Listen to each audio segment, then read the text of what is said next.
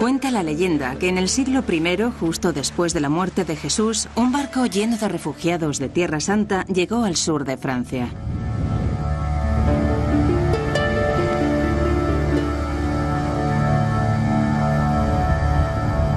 Al parecer, en dicho grupo se encontraban algunos de los seguidores más cercanos de Jesús: Lázaro, a quien Jesús resucitó de entre los muertos, y la prostituta arrepentida María Magdalena.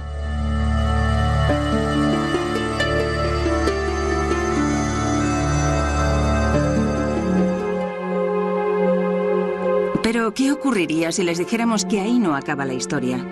¿Qué ocurriría si les dijéramos que hay quien piensa que María Magdalena no era una prostituta arrepentida, sino la mujer de Jesús y la madre de su hijo? Que hay una línea de sangre que sobrevivió. Que la verdad fue ocultada por la Iglesia, pero transmitida por una sociedad secreta de la que formaba parte Leonardo da Vinci. Y que éste codificó la verdad en algunos de sus cuadros más famosos.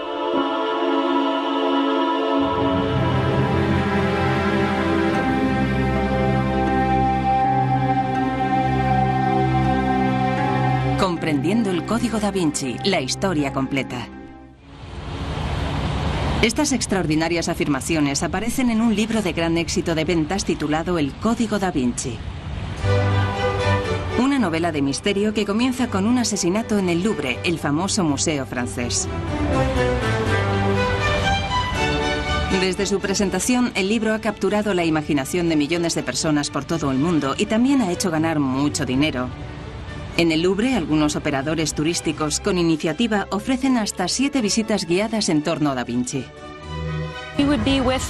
Cuando estamos ante la Virgen de las Rocas de Da Vinci, no paran de hacernos preguntas sobre los códigos secretos del cuadro. Utilizamos el libro para acercar su arte al gran público. Llevamos a los turistas a los escenarios donde se desarrolla la trama, como por ejemplo, al lugar donde asesinan al conservador del museo. En la novela aparece un cadáver cerca de la Gioconda de Da Vinci y junto a él un desconcertante mensaje cifrado. Un mensaje que se aclarará a lo largo de la historia. Hay una persecución por las calles de París y a medida que se desarrolla la trama, una serie de misteriosas pistas revelarán un sorprendente secreto histórico: la verdadera identidad de María Magdalena. Aunque no aparece en el libro, ella es la verdadera protagonista de la novela. Y eso ha despertado un enorme interés, sobre todo entre nuestras visitantes femeninas, que quieren saber quién fue María Magdalena en realidad y cómo ha sido comprendida a lo largo de la historia.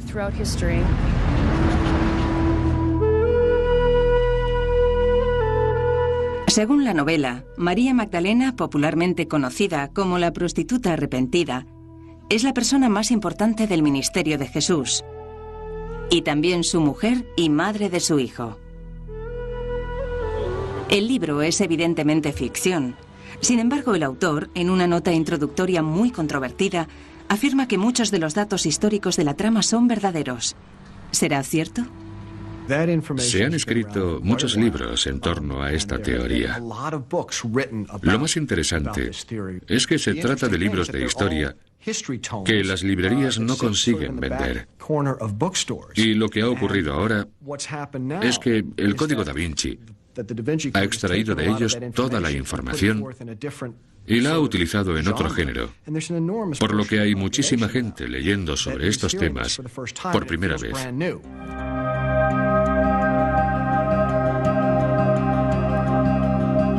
Los críticos dicen que las afirmaciones históricas hechas por el autor son desde cuestionables a descabelladas. Por ejemplo, el libro sugiere que la pirámide enfrente del Louvre es un símbolo de la femineidad y la masculinidad sagradas. Asimismo, sostiene que la verdadera identidad de María Magdalena ha sido ocultada a propósito, que en una conocida capilla de Escocia se pueden encontrar más pistas que demuestran esta teoría, que el secreto fue ocultado y transmitido por un pequeño grupo que incluía a los descendientes de Jesús y María Magdalena.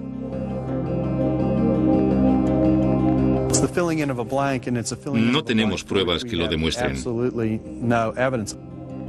Se pueden sugerir todo tipo de cosas cuando no se dispone de pruebas. No hay ni una sola prueba que lo demuestre. Pero ¿dónde surgieron estas afirmaciones? Nos disponemos a averiguar si las afirmaciones del libro se corresponden con la realidad. Averiguaremos de dónde las extrajo el autor y examinaremos todas las pruebas.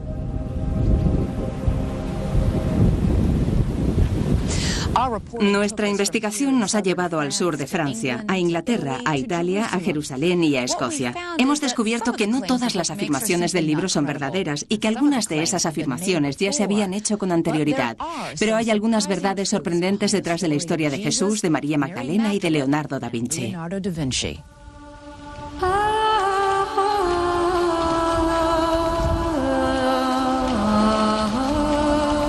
Es muy probable que Jesús y María Magdalena se conocieran aquí, en el mar de Galilea, donde, de acuerdo con la Biblia, Jesús pasó mucho tiempo predicando.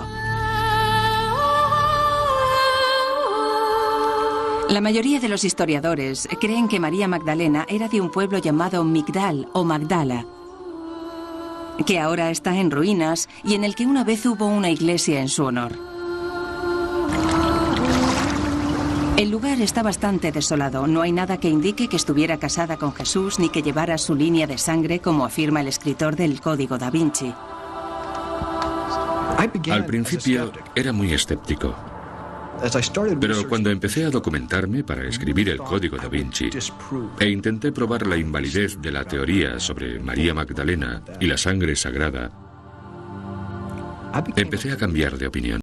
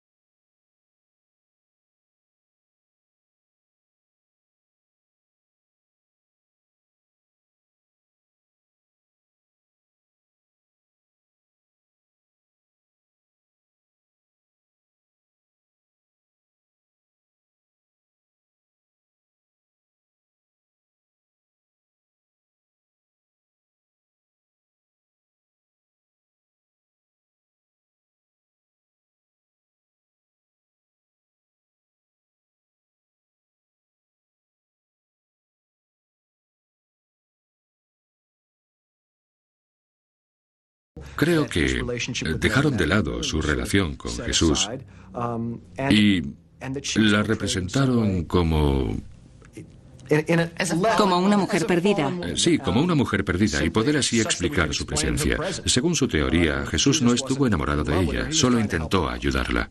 Dan Brown es novelista y no especialista en la materia. Sin embargo, puede que su teoría de que María Magdalena no era prostituta es correcta. La creencia más generalizada hoy en día es que María Magdalena era prostituta. Correcto. Pero esa creencia es falsa. No existen hechos que demuestren la teoría tradicional de que María Magdalena era prostituta o una mujer de dudosa reputación. No se dedicaba a la profesión más antigua del mundo, sino que era una de las seguidoras femeninas de Jesús. Era una de las mujeres auxiliares en la misión de Jesús. Eran mujeres que le ayudaban incluso económicamente. ¿Por qué terminaron describiendo a María Magdalena como una prostituta durante casi 2000 años si no hay pruebas que lo demuestren? Una mujer que viaja con un grupo de hombres no puede ser más que una prostituta, una mujer promiscua. Este tipo de rumores se debían extender por esas comunidades. Y según Pagels, puede que haya otra razón. Los evangelios del Nuevo Testamento describen a María Magdalena como una mujer poseída por el diablo a la que sanó Jesús. Y desafortunadamente para María Magdalena, su historia comienza justo después de la historia de una prostituta a la que Jesús perdona por sus pecados. Sin embargo, es evidente que no se trata de la mujer de la escena anterior. Por tanto, el hecho de que estuviera poseída no significa que María Magdalena fuera promiscua. Tenemos que tener en cuenta lo que eran los demonios en aquella época. No era ciencia ficción. ¿Qué eran? Representaban la enfermedad, el dolor, y entonces no disponían de la tecnología médica de hoy en día, por lo que atribuían todos los males a los demonios. Entonces, ¿consiguió recuperarse? Sí, se recuperó. Sin embargo, en el año 591, el Papa Gregorio Magno pronunció un sermón de Pascua en el que afirmó que María Magdalena y la prostituta sin nombre eran la misma persona. Antes del siglo VI no hay ninguna conexión entre María Magdalena y la prostituta o pecadora. El Papa Gregorio fue el que confirmó dicha conexión. Algo muy desafortunado. Finalmente, el Vaticano corrigió esa declaración, pero en 1969, 1378 años después. Es increíble que la creencia de que María Magdalena era prostituta haya sobrevivido durante más de un milenio, sin existir siquiera una prueba que lo demostrase.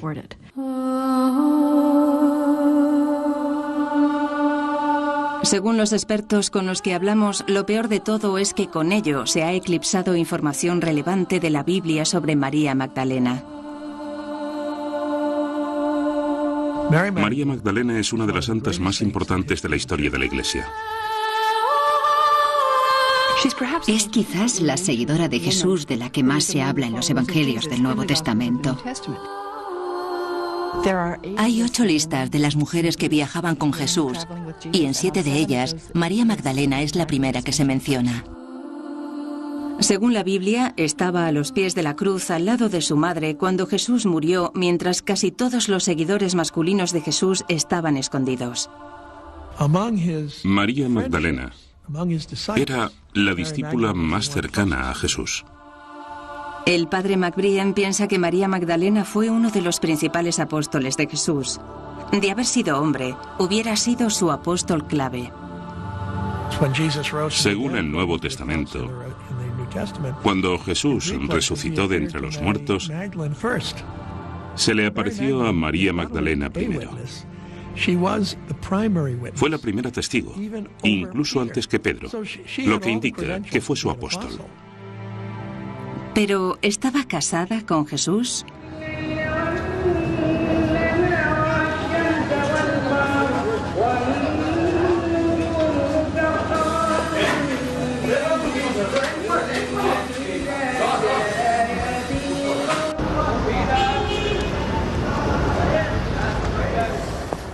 Hemos venido a Jerusalén para investigar las afirmaciones que aparecen en el bestseller El Código da Vinci. Según el libro, hay leyendas e historias de hace siglos que dicen que Jesús y María Magdalena eran marido y mujer, y que incluso tuvieron un hijo. No es un tema fácil de abordar, entre otras cosas, porque hay muy poca información sobre lo que ocurrió aquí en el siglo I. Y hay interpretaciones muy diversas de los expertos en el tema.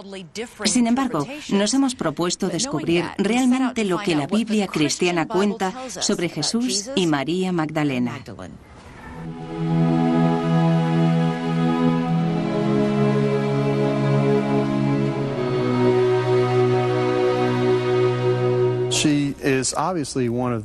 Evidentemente, ella estaba entre los seguidores de Jesús. Pero lo que no podemos confirmar es que estuviera casada con él, porque no se habla de ella como familiar ni nada parecido.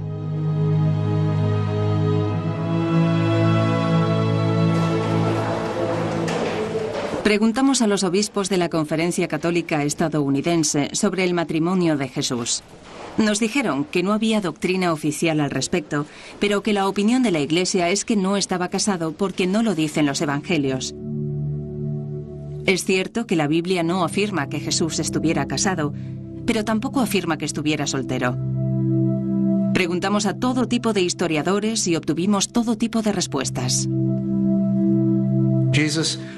Jesús no estaba casado, a pesar de que en los últimos 40 años se hayan escrito tantos libros intentando casarlo. Es como una madre ansiosa por casar a su hijo. Creo que es perfectamente posible que Jesús estuviera casado. Era una práctica normal para los hombres judíos. Y también hubiera sido normal no mencionar que tenía mujer. Hubiera sido poco común para un rabino no estar casado, pero por las pruebas que tenemos, me inclino a pensar que era soltero.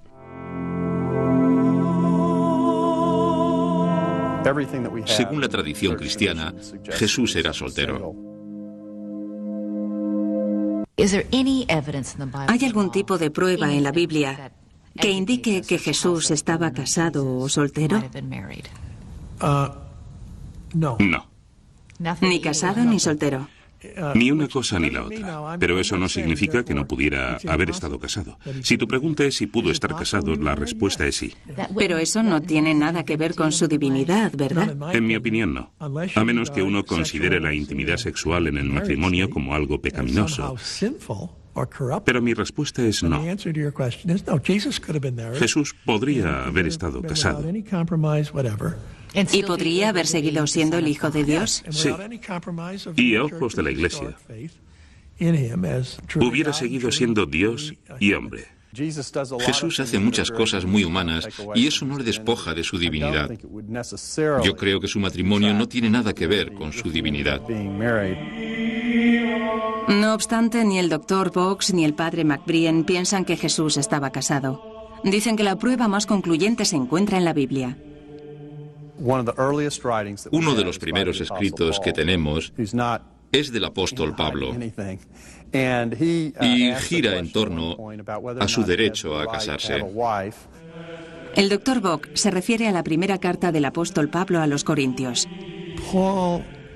Pablo se queja porque quería casarse. San Pablo pregunta, ¿no tengo derecho a tener mujer como los hermanos de Jesús y como los otros apóstoles, como Pedro? Si Jesús hubiera estado casado, habría preguntado, ¿no tengo derecho a tener mujer como Jesús? Pero no dice eso. El novelista Dan Brown afirma que las pruebas de que Jesús y María Magdalena estuvieran casados son concluyentes. So where did you find in your research ¿Qué le hace pensar que estuvieron casados? En aquella época, se hubiera mencionado la soltería de un joven judío. Hubiera sido prácticamente un pecado. En el judaísmo del siglo I no hubiera podido estar soltero. Lo normal era casarse. Ni siquiera tenían una palabra en su vocabulario para hombre soltero. Margaret Starbird es la autora de algunos de los libros en que Dan Brown se basó para escribir el Código da Vinci, pero no es experta bíblica ni teóloga. Los padres tenían que encontrar una novia para su hijo antes de que éste cumpliera los 20 años. Por tanto, en el judaísmo de la época, hubiera sido algo insólito que alguien estuviera soltero. Sin embargo, no está tan claro como Starbird y Brown quieren hacernos creer. Aunque habría sido poco común que un judío se quedara soltero en esa época, no hubiera sido insólito como ellos dicen. Los manuscritos del Mar Muerto encontrados en estas cuevas del desierto de Jerusalén lo demuestran.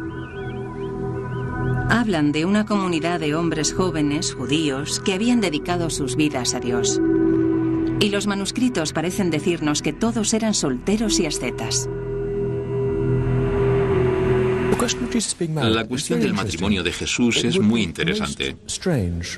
Hubiera sido muy extraño que un hombre judío no se casara.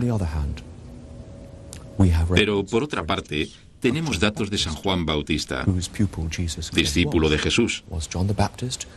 ¿Vivía este en el desierto? ¿Estaba casado? Hay una teoría que dice que quienes escribieron los manuscritos del Mar Muerto, los ascetas esenios, influenciaron a San Juan Bautista. Algunos de los esenios de Qumran eran solteros y, al parecer, tuvieron cierta influencia sobre San Juan Bautista, Jesús y San Pablo. Por tanto, ¿por qué no pudo Jesús ser asceta también? Sin embargo, Starbird habla de otras pruebas del Nuevo Testamento. Así que usted dice que aunque la Biblia no afirma abiertamente que Jesús estaba casado, es algo que está cifrado en mensajes. Sí. Según Starbird, hay que saber dónde encontrar estos mensajes. En primer lugar, en la historia del Evangelio sobre una mujer llamada María que unge los pies de Jesús con aceite y los seca con su pelo. Starbird sostiene que el ungimiento es idéntico a otros rituales antiguos de la región. Es un ritual propio del matrimonio. El ungimiento del rey era un rito nupcial. La recién casada tenía que ungir al marido y después iba con su marido a la cámara nupcial. Por tanto, este antiguo rito litúrgico del que habla el Evangelio se celebra de la misma manera en toda la zona del este. Pero la Biblia no dice que la mujer que unge a Jesús es María Magdalena.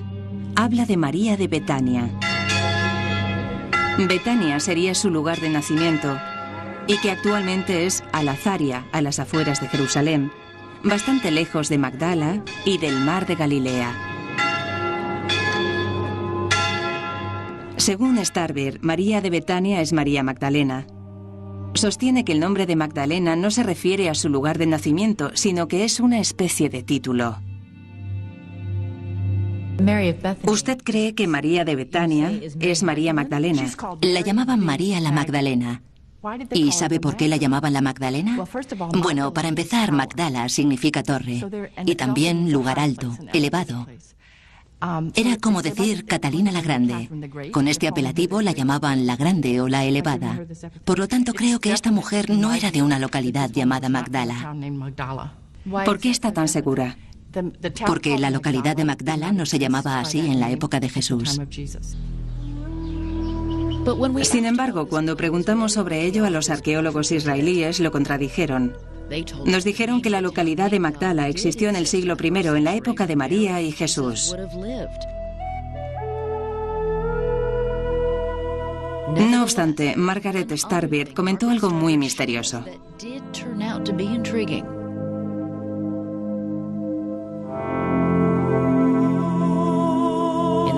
En el Evangelio según San Juan, María Magdalena llora sola cerca de su tumba cuando es sorprendida por alguien que resulta ser Jesús resucitado. Ella lo llamó y él le dijo: "No me toques".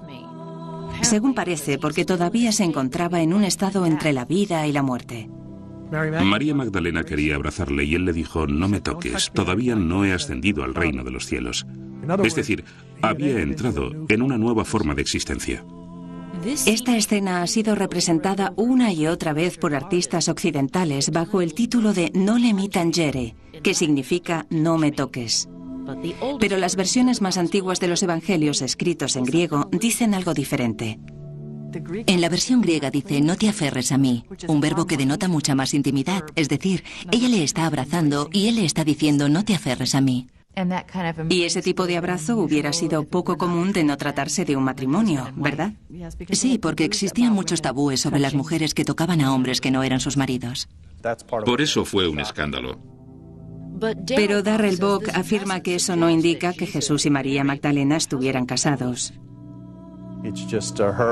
Simplemente representa su devoción hacia él, sin importarle lo que la gente pudiera pensar de ella. La mayoría de expertos con los que hablamos están de acuerdo con Darrell Bock. Pero hay quien piensa que la escena del jardín sugiere una relación íntima entre María Magdalena y Jesús. No era devoción. Quería abrazarle. Y no hay nada malo en ello. De hecho, si alguien encontrara pruebas concluyentes de que Jesús estaba casado, se demostraría que su mujer hubiera sido María Magdalena. ¿Está seguro? Sí.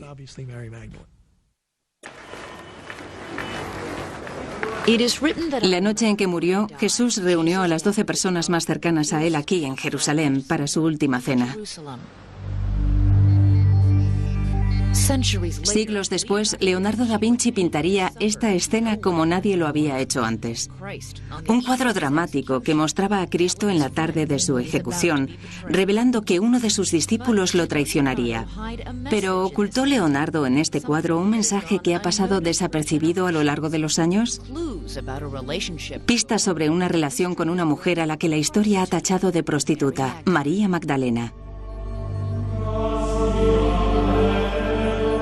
Me empecé a interesar por María Magdalena y Leonardo da Vinci hace 15 años, cuando un profesor mío empezó la clase enseñándonos una diapositiva de la Última Cena, un cuadro que yo creía entender bastante bien, y nos habló de una omisión bastante evidente, la ausencia del cáliz de Cristo.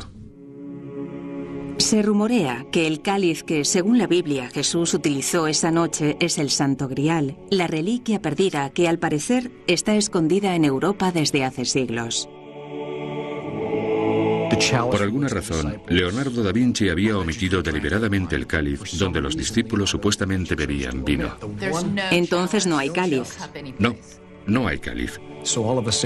Mi profesor creía que el Santo Grial sí estaba en la Última Cena de Leonardo da Vinci. Nos dijo que si mirábamos a la derecha de Jesús,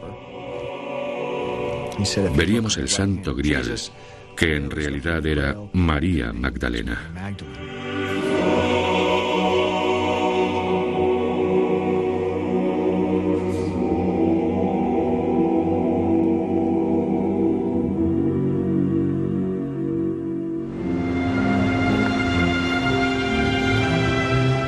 Da Vinci vivió en Florencia en el siglo XV, una ciudad de controvertidos genios, Botticelli, Miguel Ángel y Da Vinci, que era conocido por la sutileza de su pintura y por sus ideas poco convencionales. Era bastante excéntrico. Le encantaba pasearse con ropa de terciopelo, abrigos de terciopelo, algo muy poco común en esa época. No pasaba desapercibido por las calles, ¿verdad? No, por supuesto que no. Su aspecto era algo extravagante, pero también imponía respeto, porque era un gran intelectual, muy culto. ¿Qué clase de persona era? ¿Cómo era su personalidad? Es difícil de decir, pero llevaba una vida muy recluida.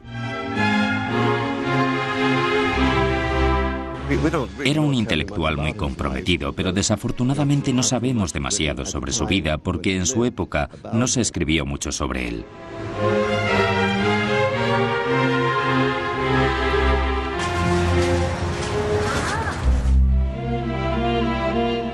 Sabemos de él por los cuadernos que empezó a escribir a la edad de 30 años.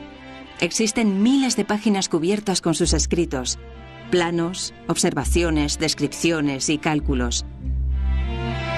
Los historiadores sostienen que estos cuadernos no dicen nada sobre María Magdalena, pero sí dicen que Da Vinci tenía todo tipo de creencias poco comunes para su tiempo.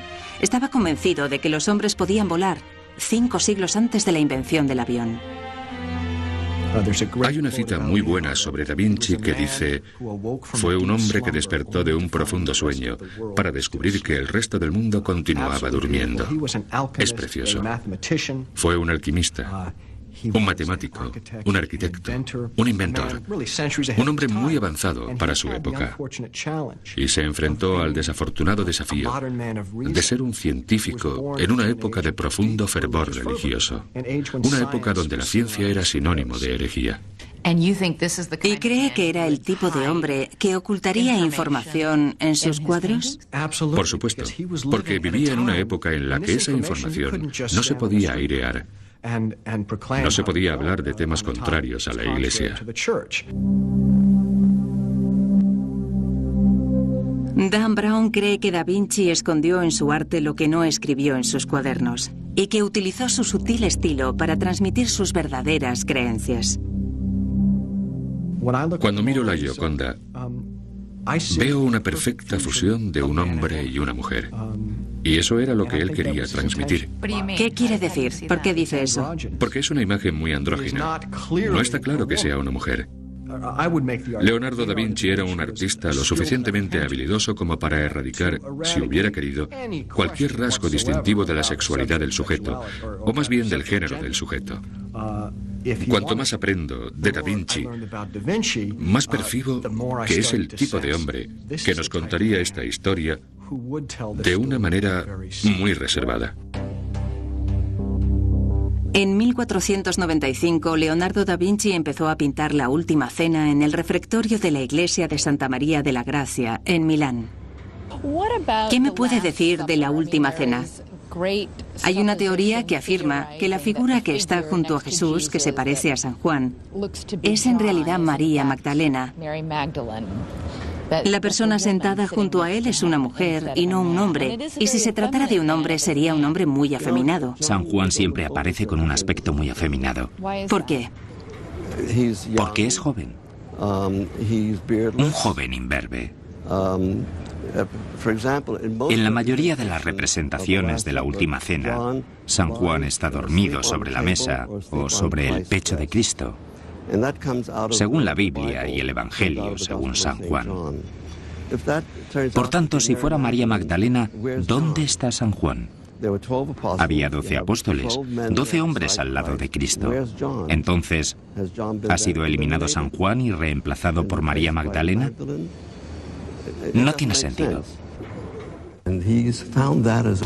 ¿Cree que es posible que la figura que aparece junto a Jesús sea una mujer? No, claro que no. ¿Parece una mujer? A mí no me lo parece. ¿Por qué piensa así? Porque tiene el aspecto de un hombre joven. No tiene senos. Y el hecho de que tenga el pelo largo no significa nada, porque también tiene el pelo largo Cristo y Santiago, con los brazos extendidos. Y la figura de la izquierda también tiene pelo largo. Sin embargo, las caras de las otras figuras sí son masculinas, pero la de San Juan es muy afeminada.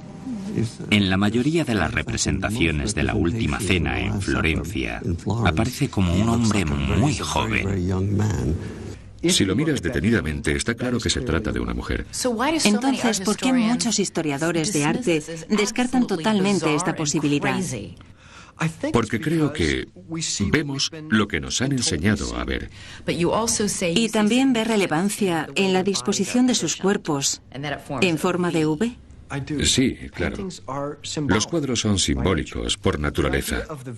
La V era el símbolo de la femineidad mucho antes de la época de Da Vinci. Y en el cuadro simboliza el útero, lo femenino. Tan solo un destacado historiador nos dijo que creía desde hacía mucho tiempo que la figura que aparece junto a Jesús era una mujer. En 1979 yo dije lo mismo. De hecho, es uno de los expertos en Da Vinci más destacados del mundo. Estamos ante una copia de la Última Cena. Pedretti cree que la obra de uno de los mejores expertos en el tema puede demostrar que la figura es una mujer. Y justo debajo hace un retrato femenino del apóstol San Juan.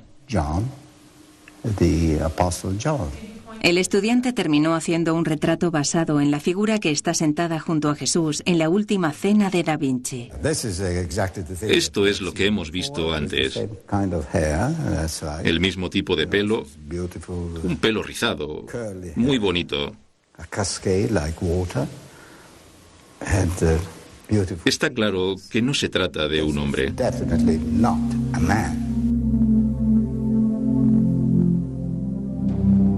No se trata de un cuadro cualquiera. Se trata de la Última Cena. Se trata de quien estaba presente la noche antes de que Jesús fuera crucificado. El hecho de que alguien tan culto y avanzado como Leonardo da Vinci, por alguna razón, pusiera a María Magdalena en el centro de este momento tan importante de la historia, significa que fuera una ironía o que supiera cosas que nadie sabía. Sin embargo, si Da Vinci sabía algo sobre María Magdalena que la mayoría de la gente no sabía, ¿quién le dio la información? El Código Da Vinci sugiere que perteneció a una sociedad secreta que transmitió esta peligrosa información de generación en generación.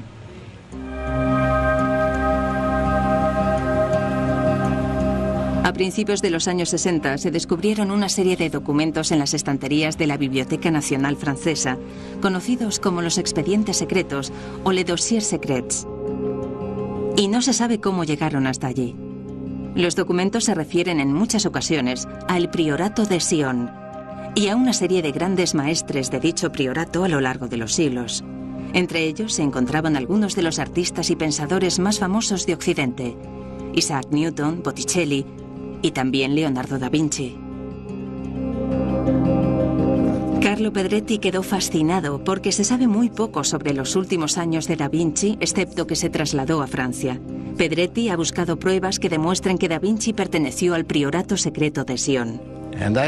Encontré algunas conexiones bastante verosímiles y quise llegar al fondo del asunto, pero no pude llegar a ninguna parte. Todavía continúa buscando.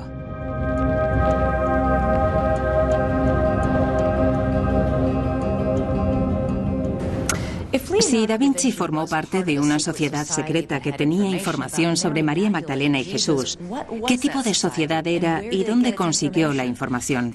Puede que la respuesta esté en las leyendas que circulan por el sur de Francia.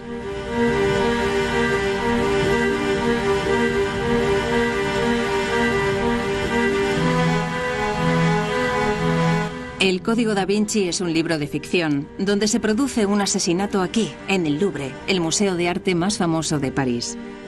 Encuentran un cadáver cerca de la obra maestra de Leonardo da Vinci, la Gioconda. Una tensa persecución de noche por las calles de París. El asesinato podría estar relacionado con una sociedad secreta que podría destruir a la Iglesia Católica.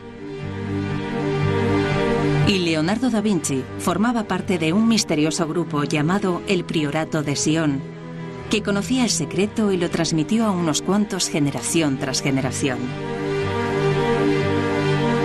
En la novela, las pistas están escondidas en París, Londres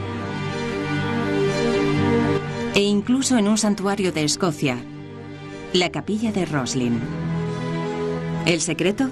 Que Jesús estaba casado con María Magdalena, que le dio un hijo y que trajo a ese hijo aquí, al sur de Francia, tras la crucifixión. De acuerdo con esta teoría, los descendientes de Jesús se casaron con los merovingios, los primeros reyes franceses. El autor del libro sugiere que la línea de sangre de Jesús y María corre por las venas de ciertas familias europeas de la actualidad. En su libro dice que Leonardo da Vinci formó parte de una sociedad secreta que sabía que María Magdalena era la esposa de Jesús, ¿verdad? Cierto. Y que María Magdalena pudo haber engendrado un hijo, comenzando así una línea de sangre. Correcto. ¿De dónde sacó esa idea? ¿Qué le llevó a apoyar esa teoría? Esa información lleva rondando bastante tiempo y se han escrito muchos libros al respecto sobre la teoría que relaciona al priorato de Sion con los merovingios.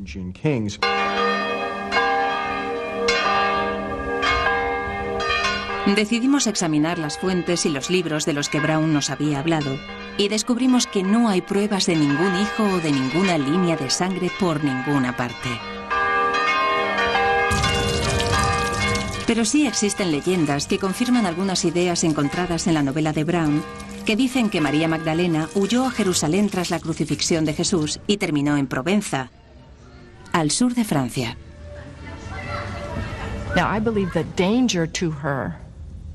Su familia y amigos la ayudaron a escapar de Jerusalén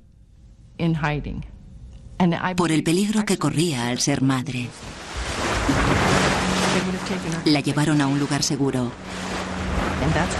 Y ahí comienzan las leyendas que dicen que llegó en barco a la costa de Francia, trayendo consigo el Santo Grial.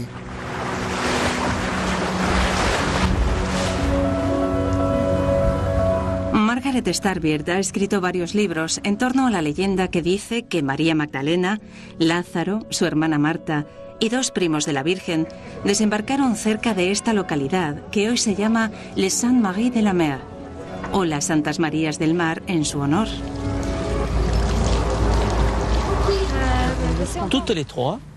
3 primos de la Virgen María.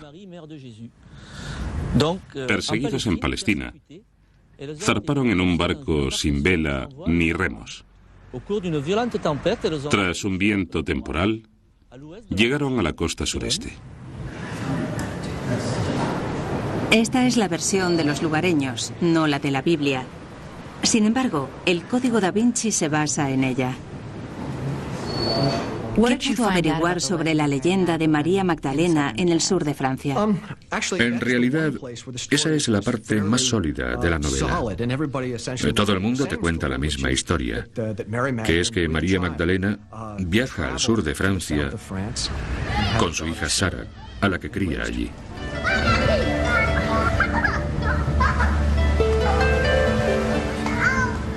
Nadie pudo confirmarnos esto en Les Saintes-Maries-de-la-Mer. Pero descubrimos que la leyenda dice que cuando las Marías y Lázaro llegaron, llevaban una niña de piel morena con ellos. Su nombre era Sara, pero nadie confirma que fuera la hija de María. Otra historia sostiene que era una sirvienta egipcia que llegó a Francia en barco. Se dice que se trataba de una adolescente. En la actualidad se la conoce como Santa Sara y es especialmente venerada por los gitanos que se consideran expertos en su historia. Tenía 17 años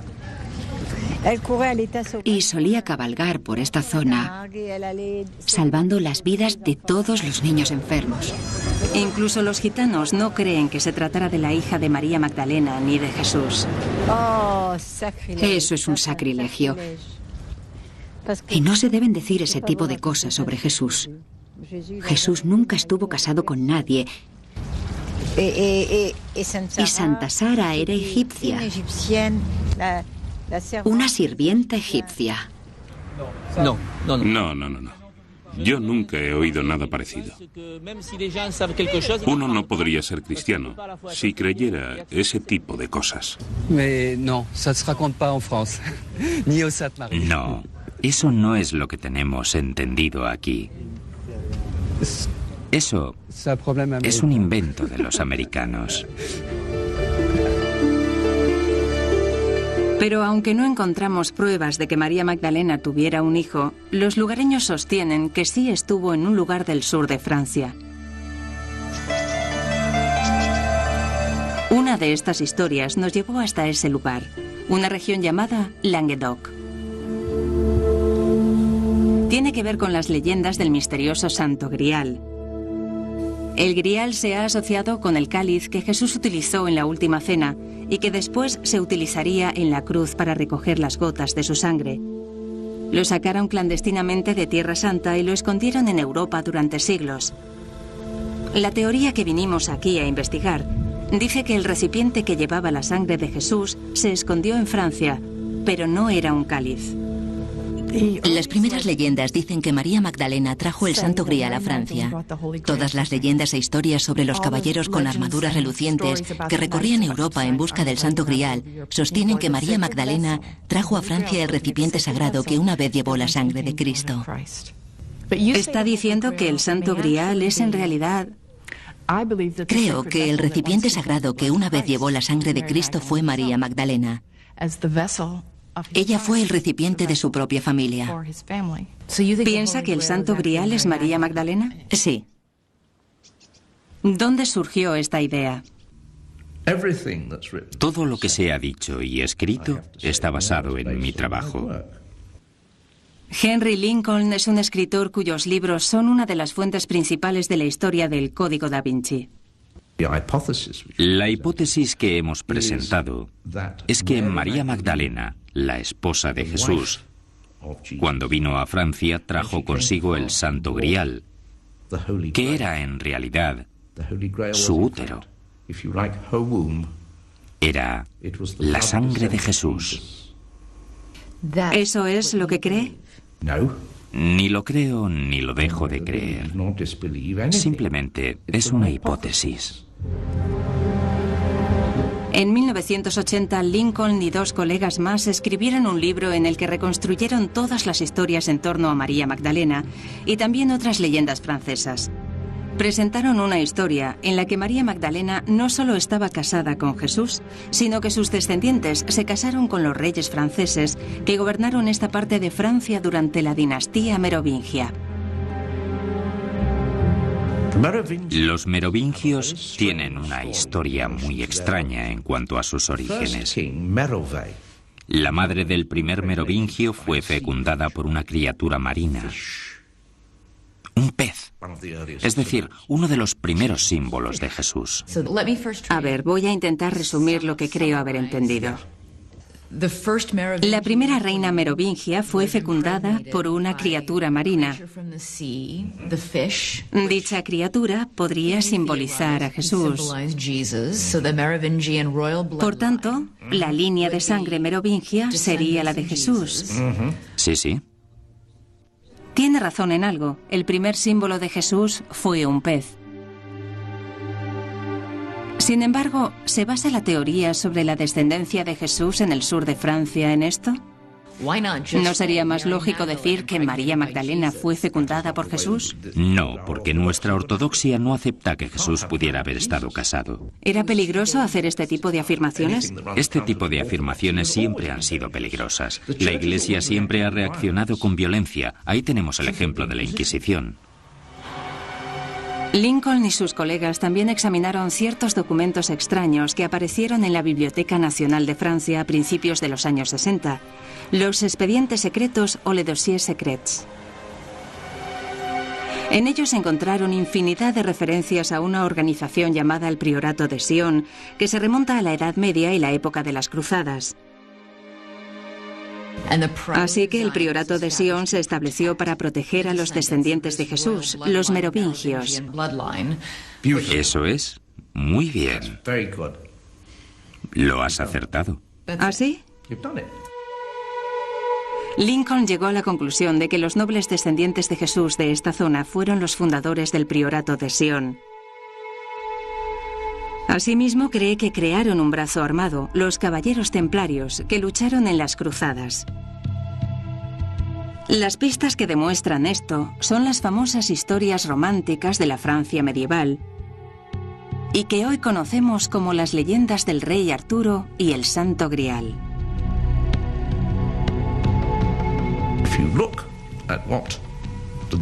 Los Caballeros Templarios son descritos como los guardianes del Santo Grial. Y además, son también los protectores de la familia real.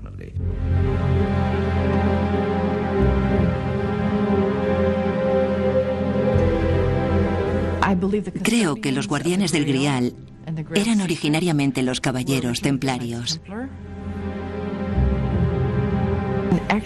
De hecho, la historia medieval de Parsifal cuenta que estos caballeros templarios eran los guardianes de la familia del Grial. Pero no dice quién era la familia del Grial. En unos minutos, ¿quiénes fueron los caballeros templarios? ¿Guardaban un poderoso secreto?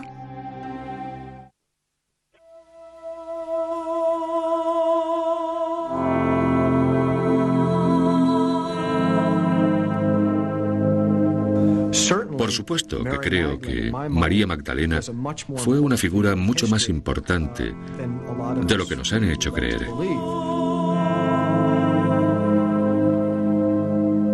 Y el Santo Grial es una metáfora de ella misma. En primer lugar, porque hasta ahora no se podía hablar de estos temas abiertamente. Era muy arriesgado. Y por eso se tenían que utilizar metáforas. Dan Brown es el autor del libro de gran éxito de ventas El Código Da Vinci, basado parcialmente en otro libro de investigación que salió al mercado a principios de los años 80 y que se titulaba Holy Blood, Holy Grail. Fue un libro muy controvertido porque, entre otras cosas, especulaba con que Jesús y María Magdalena estaban casados, tenían un hijo y con el secreto de la descendencia de Jesús protegido durante siglos por una sociedad secreta cuyo brazo militar eran los Caballeros Templarios.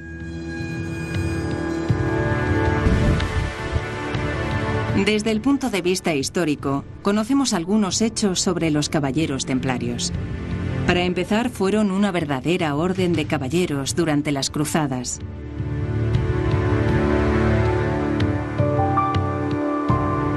Los fundadores fueron un puñado de nobles franceses, algunos de los cuales estaban relacionados entre sí. Los caballeros templarios eran una orden de monjes guerreros.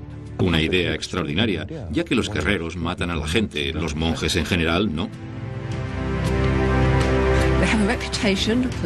Tenían la esperanza, cuando se convirtieran en mártires, de que sus pecados fueran perdonados y de ir directamente al reino de los cielos.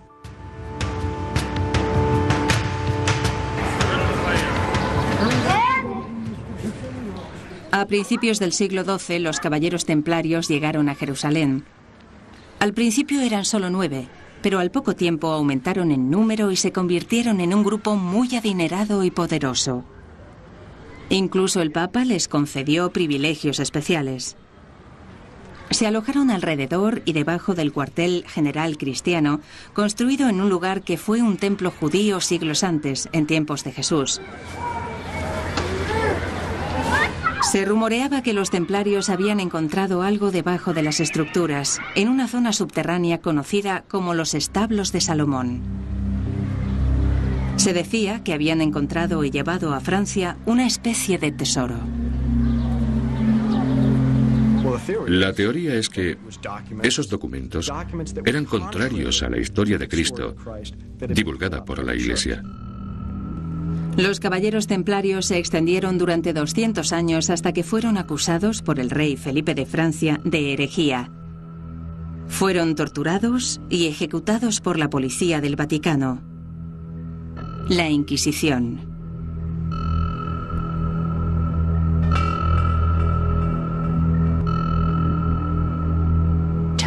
Dígame qué le hace creer que encontraron documentos debajo del templo de Salomón que afirmaban que Jesús estaba casado con María Magdalena. No encuentro otra explicación para que estos caballeros se hicieran tan poderosos de repente y después fueran tratados por el Vaticano de esa manera tan brutal. La Iglesia intentó desesperadamente hacerse con los documentos que ellos habían encontrado.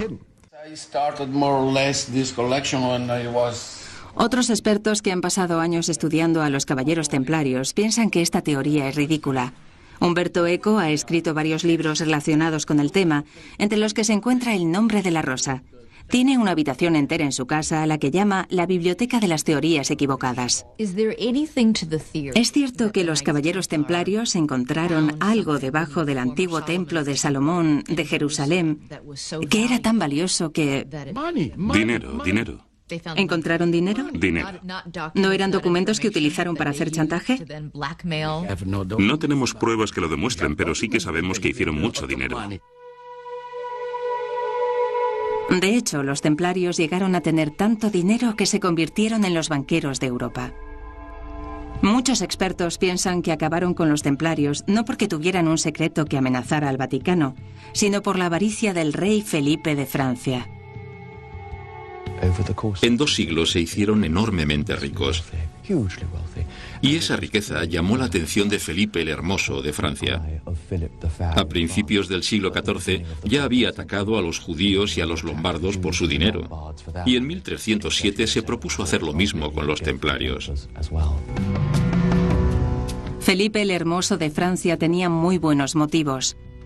Tenía deudas y necesitaba dinero desesperadamente. Al parecer, debía mucho dinero a los templarios. En 1307, el rey Felipe les acusó de cargos increíbles y grotescos. Blasfemia por orinar sobre una cruz, maldecir a Cristo, en fin, cosas increíbles. Los templarios eran muy ortodoxos. No eran herejes. Por eso los cargos fueron tan extraños. Se trataba de mentiras porque no podían acusarlos de nada más. Y nadie sospecharía que el rey de Francia fuera el responsable de esas mentiras. Así desaparecieron los templarios y su dinero. Ha habido siempre mucha especulación sobre si encontraron ese tesoro en Jerusalén y sobre si lo escondieron en alguna parte antes de su desaparición. Lo que sí sabemos con seguridad es que libraron su última batalla aquí, en las colinas y valles de Languedoc, al norte de España. Hay quien dice que esta zona guarda muchos secretos. Margaret Starbird cree que esos secretos están relacionados con María Magdalena. Muchas iglesias, fuentes, etc., llevan su nombre. Y es incluso la patrona de las viñas de esta parte del sur de Francia. En su opinión, hay pruebas concluyentes en las filigranas de algunos manuscritos de la Edad Media. El león de Judá. El león de Judá es... El rabo es muy raro. Es el símbolo merovingio. Según Starbird, es el símbolo de la línea de sangre de los reyes merovingios. ¿Qué quiere decir exactamente? Bien, esta es una filigrana del siglo XV. Y el león de Judá era uno de los títulos de Cristo. De hecho, el Apocalipsis lo menciona. Tiene una corona merovingia en el rabo. Por tanto, es una filigrana herética. ¿Por qué herética? Porque la Iglesia niega que Cristo estuviera casado y que esta línea de sangre exista. Es cierto que el sur de Francia era un hervidero de movimientos heréticos a principios de la Edad Media. Grupos como los templarios eran perseguidos y asesinados por tener diferentes opiniones a la Iglesia Católica Romana. Se ha sugerido que en el caso de los templarios fue porque guardaban un peligroso secreto. Las ruinas del castillo de Montségur, en el sur de Francia, son un recordatorio de esos grupos, los cátaros, cuyo nombre significa puro en griego. Se fundamentaban en revelaciones personales y no en instrucciones transmitidas por las autoridades religiosas de la época. Considerados herejes por la Iglesia Católica, la única información que queda sobre ellos es la de los archivos de la Inquisición. En 1244, en la masacre de Montségur, quemaron vivos a más de 200 herejes tras el asedio. A principios del siglo XIII, se libraron infinidad de batallas en el sur de Francia.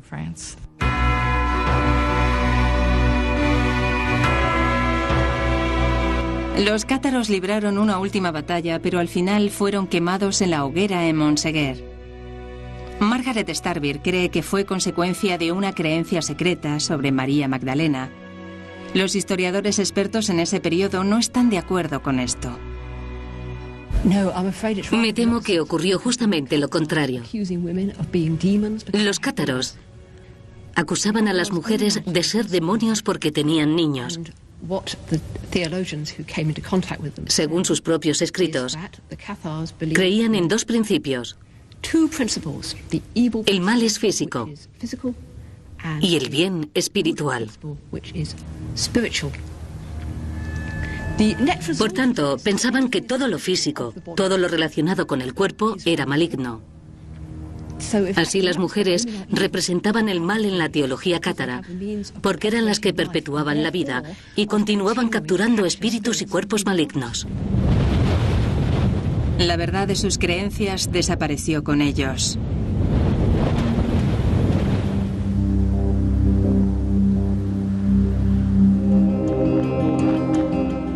Hemos hablado con algunos de los autores de los libros en los que se basó el Código da Vinci. Y comprendimos que había desarrollado una teoría basada en información incompleta sobre lo que verdaderamente ocurrió en la Edad Media, sobre los templarios y su tesoro, la herejía de los cátaros, etc. Según esta teoría, la Iglesia creía que estas personas compartían un secreto que transmitían a través de sus historias, y por eso los perseguían. Bueno, la Inquisición se creó en parte para terminar con estas personas. Recuerden que se trata de una teoría apoyada por solo unas cuantas personas más, aparte de Margaret Starbeer. A los seres humanos les gustan las leyendas. Y generalmente la gente quiere saber más cosas. Y entonces se empiezan a exagerar con el tiempo. Y la realidad se va pareciendo cada vez menos a la leyenda. Y llega un momento en que no se sabe cuál es la realidad y cuál es la leyenda.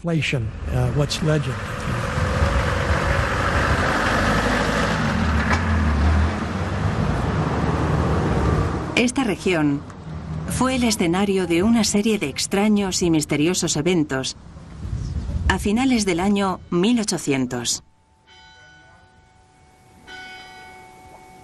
Un sacerdote pobre llamado Padre Berenguer Saunier se hizo cargo de la derruida iglesia de la Magdalena en un lugar llamado René de Château. Al parecer, el Padre Saunier estaba reparando el altar cuando encontró una especie de tesoro. Al igual que los caballeros templarios y los cátaros, se hizo rico.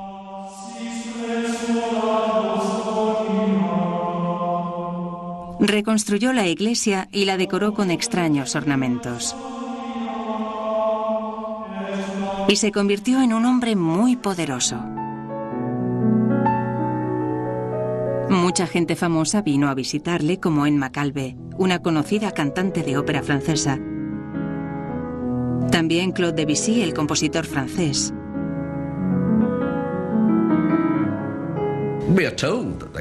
Dicen que vinieron aquí.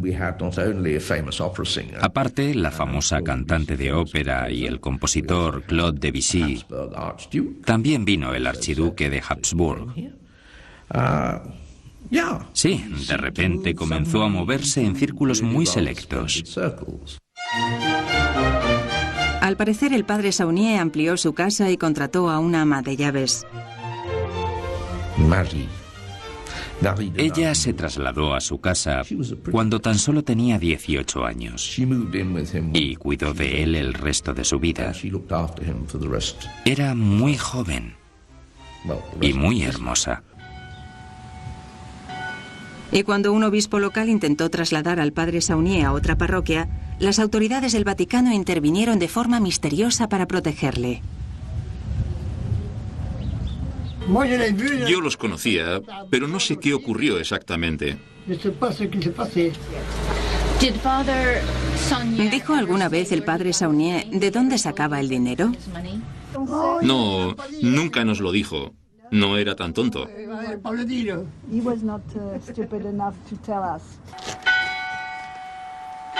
Evidentemente, se dice que el Padre Saunier tuvo algo que ver con el tesoro secreto que los templarios trajeron de Jerusalén durante las cruzadas.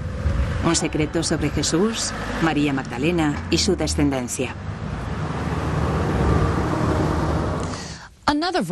Otra versión de la historia es que cuando el Padre Saunier murió, dejó su fortuna a su ama de llaves y confidente Marie. Y algunos años después, cuando el gobierno francés pidió explicaciones sobre la procedencia de esa fortuna, Marie las quemó. Ya sé que nadie lo sabe, pero ¿cree que uno de esos documentos fue lo que le hizo tan rico de repente? Estaban escritos en latín antiguo y estoy seguro de que encontró información muy importante. ¿Cree que esos documentos tenían algo que ver con María Magdalena? Creo que sí. Creo que esos documentos tenían que ver con María Magdalena. Y aunque no hay pruebas que lo demuestren, yo lo veo muy claro. Al parecer, Brown está más convencido que el hombre que popularizó la teoría. ¿Usted cree que el Padre Saunier encontró los pergaminos secretos bajo el altar? Por supuesto que no. ¿Qué cree que pasó entonces? No creo ni dejo de creer nada. Ni sé ni dejo de saber. Entonces, ¿no sabe? No, no sé. ¿Hay alguna parte de la historia verdadera? No lo sé. Mucha gente piensa que lo sabe. Leen lo que yo he escrito y creen que lo saben. No se dan cuenta de que siempre escribo esas historias en condicional. Y siempre empiezo con "se dice".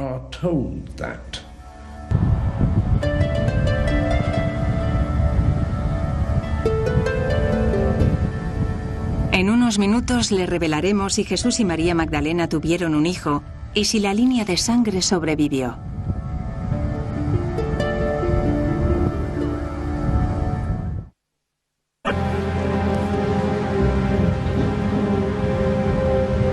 Hemos venido al sur de Francia para investigar algunas afirmaciones que se hacen en la polémica novela de El Código da Vinci, como que María Magdalena y Jesús tuvieron descendientes que se casarían con los primeros reyes cristianos de la zona, los merovingios, y que sus descendientes se emparentaron con familias de la nobleza que terminarían dispersándose por toda Europa, y que esas familias formaron una sociedad secreta conocida como el Priorato de Sion, y crearon la orden medieval de los templarios como su ala militar, y que entre los miembros del priorato se encontraban algunos de los pensadores más importantes de la historia de Europa en calidad de grandes maestres de su misteriosa organización. ¿Pero existió realmente el Priorato de Sion? Entrevistamos a un gran número de historiadores y escritores y muchos de ellos se refirieron a este priorato como una mera invención. No creo que lleguemos a saberlo nunca. No hay manera de saberlo. De ellos se ha dicho desde que son pura invención hasta que se trata de una poderosa sociedad secreta que aún existe en Europa. La idea de que el priorato existe tiene su mayor fundamento en aquellos extraños documentos de los que hemos hablado y que están guardados en la Biblioteca Nacional Francesa, los expedientes secretos. Nadie los había visto nunca hasta que aparecieron en 1966. Contenían varios árboles de familia que tenían sus raíces en la nobleza francesa, así como referencias a una sociedad secreta, el priorato, con maestres como Leonardo da Vinci, cuya misión era proteger algún secreto desconocido.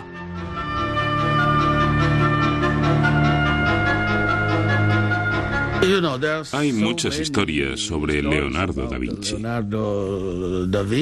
Durante siglos se ha teorizado tanto sobre la sonrisa de la Gioconda que sacarle ahora una conexión con un priorato de Sion no molesta a nadie. Sin embargo, las primeras noticias sobre el priorato de Sion aparecieron 3 siglos después de la muerte de Da Vinci. ¿Entonces no cree que el priorato de Sion existiera en la época de Leonardo? No, no lo creo. Muchos expertos niegan la existencia de un priorato de Sion y el secreto de una línea de sangre sagrada. ¿Se da cuenta de que el Código da Vinci Sí. lanza la teoría de que Leonardo da Vinci fue uno de los guardianes del secreto, de que María Magdalena estuvo casada con Jesús y secretamente incluyó pequeñas pistas o historias en sus obras de arte más famosas? Bueno, yo no sé lo que pensó o dejó de pensar, porque no hay pruebas que lo demuestren. No hay nada que sugiera que tuviese conocimiento alguno del priorato de Sion, o de la relación entre Cristo y la Magdalena, ni de que transmitiese estos conocimientos en forma de códigos en sus pinturas.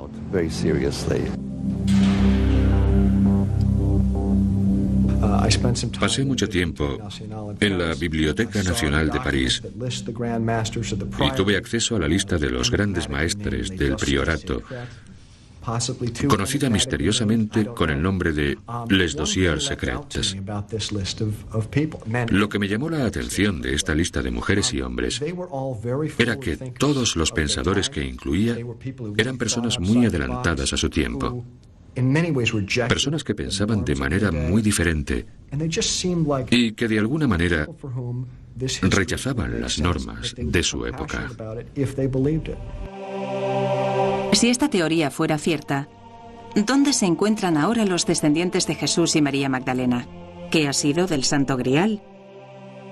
En el Código da Vinci, el novelista se centra en una familia cuyo nombre también se menciona en los expedientes, la familia Sinclair.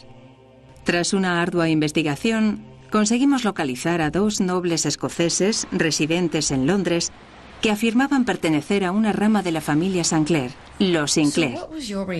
¿Cuál fue su reacción cuando empezaron a considerarle uno de los descendientes de Jesús y María Magdalena? Pues no me afectó de ninguna manera. ¿No se siente...? La verdad es que no me he preocupado en buscar ningún halo de segunda mano, si es lo que insinúa.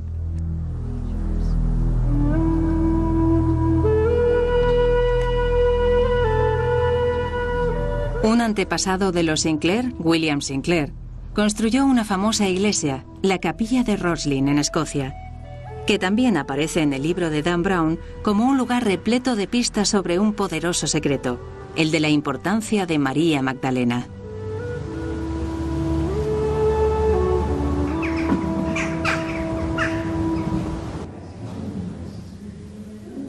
Nadie puede afirmar que Roslin sea un lugar místico o que el Santo Grial esté o haya estado alguna vez allí. Sin embargo, allí dentro, uno tiene la sensación de que algo muy especial estuvo escondido allí en algún momento.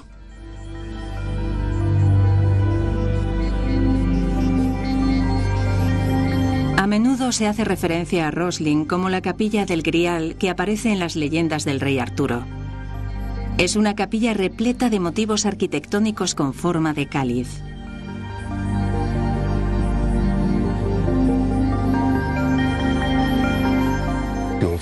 Hay 50 templos de Salomón, serpientes de la sabiduría, y en el techo se puede ver el que sigue siendo el romance más importante del Grial, Parsifal, el Parsifal original, y se puede ver también a la paloma mirando hacia abajo.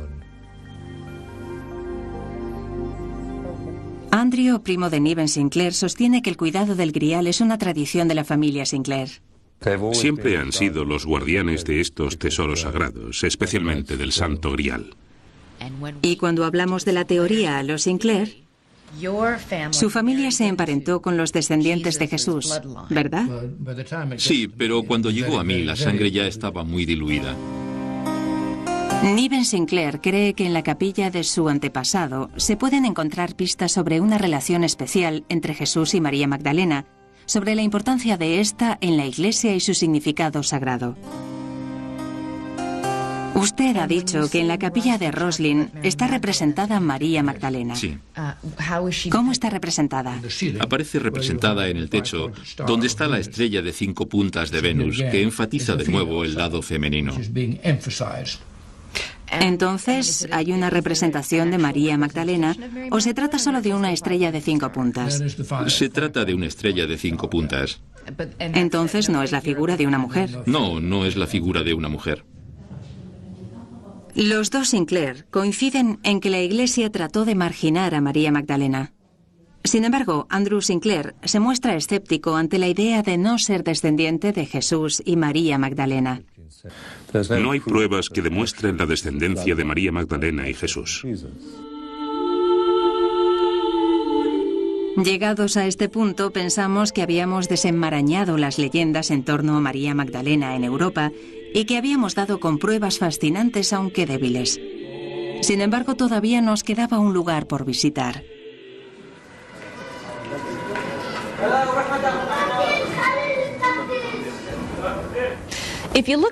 En la Biblia existen muchas lagunas en las historias sobre la vida de Jesús. La Iglesia eligió 4 evangelios que cuentan su historia en el Nuevo Testamento. Pero hubo otros evangelios, otras historias escritas sobre su vida. La Iglesia ordenó destruir esos evangelios. Todos menos una copia que permaneció escondida en Egipto hasta hace unos 50 años.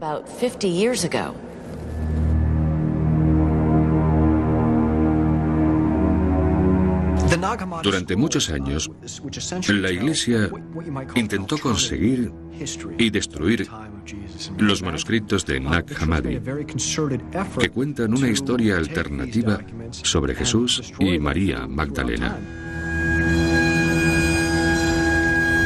Los historiadores creen que estos documentos fueron escondidos por un monje de un monasterio cercano a finales del siglo IV. Por esas mismas fechas, el obispo de Alejandría ordenó su destrucción. Los historiadores creen que si la Iglesia se esforzó tanto por destruir esa información, es porque se trataría de algo verdaderamente explosivo. Se trata del Evangelio según Tomás, el Evangelio de la Verdad y el Evangelio según Felipe. En otro lugar se encontró un fragmento de otro llamado el Evangelio según María Magdalena. También se los conoce como evangelios gnósticos. Los grupos que los escribieron, al parecer, tenían un conocimiento especial sobre Jesús. ¿Pero decían estos textos que Jesús y María Magdalena estuvieron casados? Hay un pasaje en el que se deja claro que María Magdalena es la favorita de Jesús y que a menudo la besaba en la boca. Pero estos manuscritos están muy estropeados.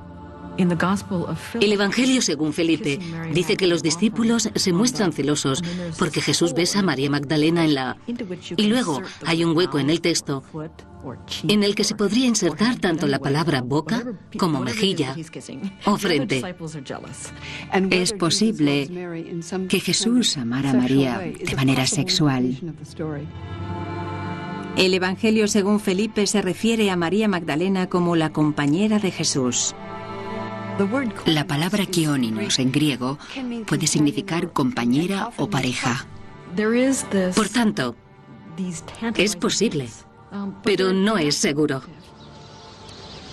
Se cree que los 4 evangelios del Nuevo Testamento fueron escritos varias décadas después de la muerte de Jesús, pero existen dudas sobre cuándo fueron escritos los evangelios gnósticos. Lo que sí sabemos con certeza es que de algunos de ellos ya se tiene constancia en el siglo II y que durante el IV la Iglesia renegó oficialmente de ellos. Por tanto, algunos estudiosos piensan que no deben tenerse en cuenta, pero Elaine Pagels no está de acuerdo con ello. Gracias a las pruebas de los manuscritos, vemos que algunos son muy tempranos.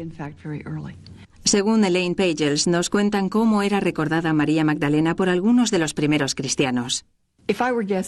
Aunque hubiera habido una relación especial entre Jesús y María Magdalena, esta no hubiera sido de carácter sexual.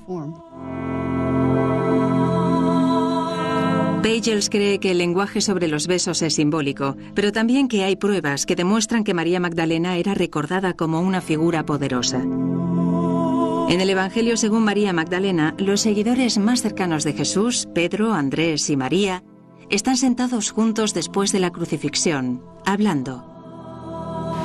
Pedro le pide a María Magdalena que cuente a los discípulos cualquier cosa que el Salvador le hubiese contado y que ellos no supieran. Y para disgusto de Pedro, María responde: os contaré no solo lo que no sabéis, sino también lo que no os dijo. Y entonces les cuenta que ha visto al Señor y que le ha hablado. Andrés protesta y dice: no sé lo que pensáis los demás, pero yo no la creo. Y Pedro interviene y dice: bueno, seguro que Jesús no amó a una mujer más que a nosotros.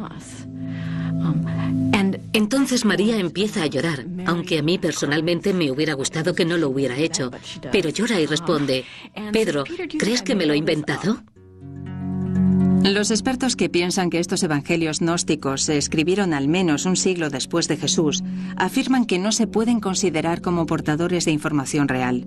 Por ejemplo, en el Evangelio según Tomás, Jesús, descrito en la Biblia como progresista en lo referente a la mujer, es de pronto retratado como machista. A las mujeres les va a encantar esto. Los discípulos llevan a María Magdalena ante Jesús y le dicen: Señor, tenemos un problema. María Magdalena es una mujer y las mujeres no pueden heredar el reino de Dios. A lo que Jesús contesta: no os preocupéis, la convertiré en hombre. Esto es algo que Jesús nunca hubiera dicho, por lo que se trata de un documento falso. Algunos de estos apócrifos Cuentan historias de la infancia de Jesús, sobre cómo era Jesús de niño. Lo describen recogiendo trozos de arcilla y haciendo pájaros con ella, matando a sus amigos si perdía mientras jugaba y ese tipo de cosas, afirmando así que utilizaba sus poderes divinos. ¿De verdad dicen ese tipo de cosas? Sí, por eso digo que hay documentos que hablan de muchas tonterías de la infancia de Jesús. Incluso dicen que utilizaba sus poderes divinos para aterrorizar y dominar a sus amigos. No se puede creer todo lo que dicen los evangelios. Se trata de historias que se han transmitido de forma oral, por lo que no son precisas. Son piezas de un rompecabezas que están empezando a tener sentido ahora. Y juntando todas las piezas, podremos saber quién fue realmente María Magdalena.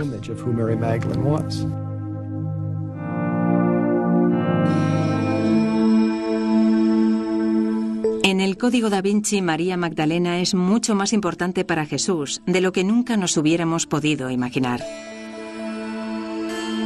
La novela afirma incluso que fue su esposa. El autor se basa en unos documentos encontrados en Egipto alrededor de 1945, conocidos como Evangelios gnósticos. Hice un gran trabajo de investigación y me di cuenta de que muchos historiadores pensaban que había más información. Otras historias de Cristo y de su relación con María Magdalena. Pero la historia de la Biblia es una historia parcial, censurada. Y los evangelios gnósticos contendrían las partes que faltan.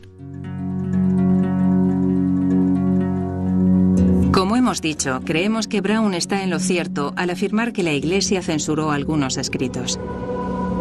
Destacados expertos afirman que en los primeros siglos del cristianismo había muchos grupos que se autoproclamaban cristianos, pero con puntos de vista radicalmente diferentes. Sabemos que en las primeras comunidades se escribieron muchos más que 4 evangelios. Se dice que la Iglesia prohibió los llamados evangelios o escritos religiosos de los grupos que no se adherían a lo que ellos consideraban doctrina ortodoxa. 350 años después de la muerte de Jesús, convertirse en cristiano, sin contar con las doctrinas de la Iglesia y el credo, podía verse como un crimen. Al igual que hoy, durante los primeros siglos del cristianismo, la religión y la política estaban íntimamente ligadas, y los que ostentaban el poder se valían de ello para imponer lo que creían era la voluntad de Dios. Libros como el Evangelio según María Magdalena y el Evangelio según Tomás y según Felipe fueron quemados y destruidos. Ninguno de los expertos que entrevistamos cree que la Iglesia censuró estos evangelios por contener el secreto del matrimonio de Jesús. La verdad es mucho más complicada. Se trata de un debate de doctrina teológica. Los líderes de la Iglesia censuraron deliberadamente ese material y han seguido censurando otras informaciones que, según ellos, no conviene difundir. Los gnósticos perdieron la batalla del cristianismo. Con los nuevos textos egipcios encontrados, hemos podido comprobar la diversidad del antiguo cristianismo.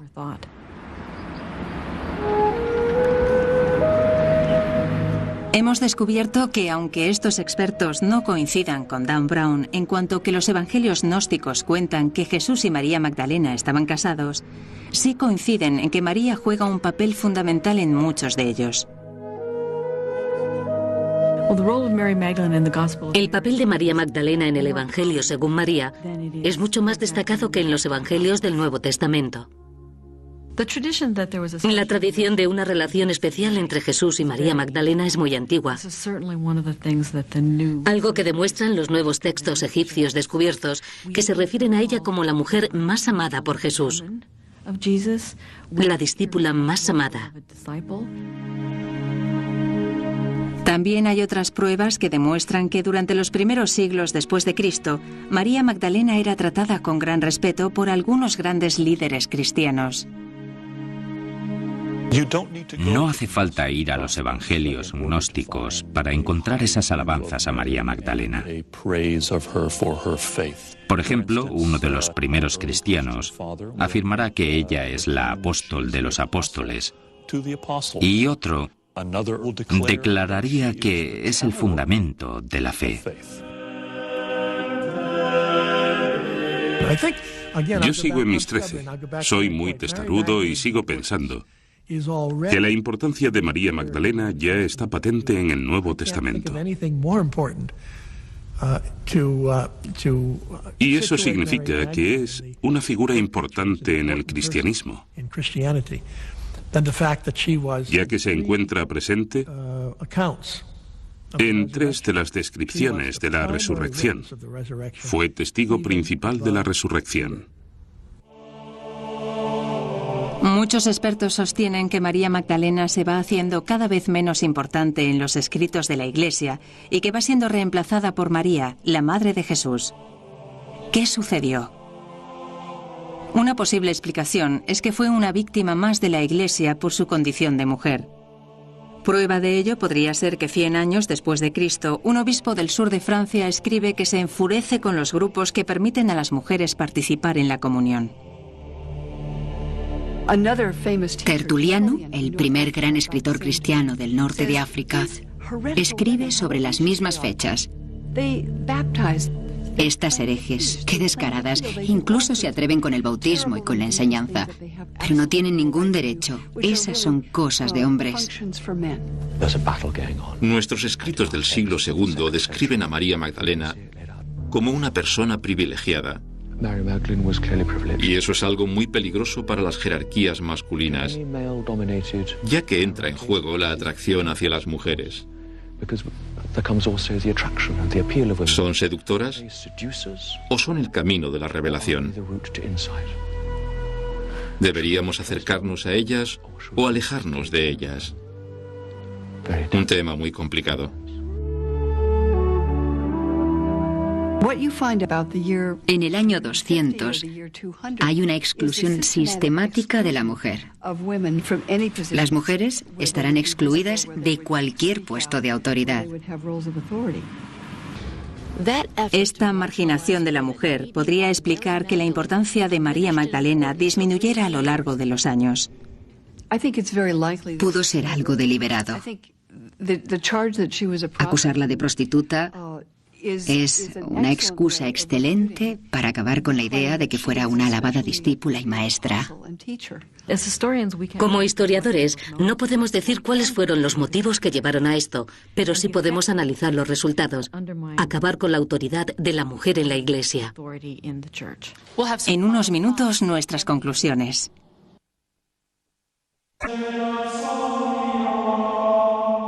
Los libros de historia han sido escritos por los ganadores, las sociedades o individuos que han conseguido sobrevivir o conquistar. En todos los cuadros y vidrieras aparece Jesús con su túnica blanca, su pelo largo, su barba y rodeado por 12 hombres. Así es como vemos a Jesús. Nuestra imagen de él hubiera sido muy diferente si apareciera con esposa e hijos. ¿Pero por qué? Esta cuestión está relacionada con la opinión que tiene la Iglesia sobre la sexualidad. El cristianismo ha tenido una actitud muy enfermiza hacia la sexualidad. Si existieran pruebas que demostraran que Jesús estaba casado y tenía familia, los principios de la Iglesia católica se desmoronarían, ya que a lo largo de los siglos ha predicado que la sexualidad no es algo demasiado bueno. Es todo un fenómeno. Hay visitas guiadas que llevan a los turistas a los diferentes escenarios donde se desarrolla la historia. Haciendo uso de la literatura, el autor del Código da Vinci indaga en ciertos temas religiosos bastante espectaculares.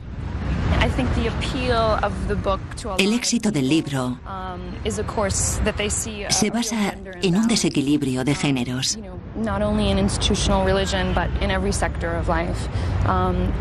Vienen muchas mujeres interesadas en cómo se ha representado la femineidad a lo largo de los tiempos. Al retratar a María Magdalena como la discípula mayor, como la esposa de Jesús, el libro ha sido acogido pero también rechazado por los lectores. Pero sobre todo ha impulsado todo un debate. La única fuerza en el mundo que puede poner a prueba la fe es la apatía, que la gente pierda el interés. Y no se trata de una teoría alternativa. Estemos o no de acuerdo, es bueno que estemos debatiendo estos temas. Y también bueno para la religión.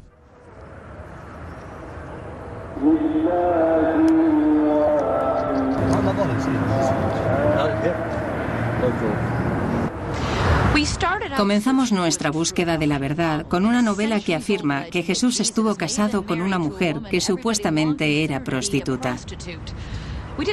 Sin embargo, no hemos encontrado pruebas concluyentes de que Jesús estuviera casado, ni de que tuviera un hijo. Tampoco hemos resuelto los misterios en torno al Santo Grial, pero hemos aprendido mucho sobre Jesús y la mujer que fue tan importante para él. Casados o no, se trata de una historia de amor porque hemos aprendido que María Magdalena estuvo mucho más cerca de Jesús de lo que pensábamos. ¿Por qué cree que su libro ha creado tanta polémica? Por los misterios de la espiritualidad, por el Santo Grial, por los orígenes de las religiones, ya que son temas muy profundos y muy interesantes. Y aunque uno esté o no de acuerdo con las teorías que existen, no podemos ignorarlas como ha ocurrido durante muchos siglos. Si continuamos hablando de María Magdalena, Jesús y la sexualidad, nos olvidaremos de lo más importante, que es que hace 20 siglos tuvimos un gran líder religioso llamado Jesús de Nazaret, que acabó con los prejuicios culturales. Y entre sus discípulos y amigos más cercanos, había mujeres que no se limitaban a servir té y limpiar para los hombres, y que también eran verdaderas discípulas. María Magdalena fue la portavoz de Jesús y de su evangelio al mismo nivel que los hombres. A veces se nos presenta la religión como algo establecido e inalterable que se tiene que aceptar o rechazar. Pero estas tradiciones religiosas, entre las que se encuentra el cristianismo, son susceptibles de muchas interpretaciones y tenemos que asumir la responsabilidad que nos corresponde.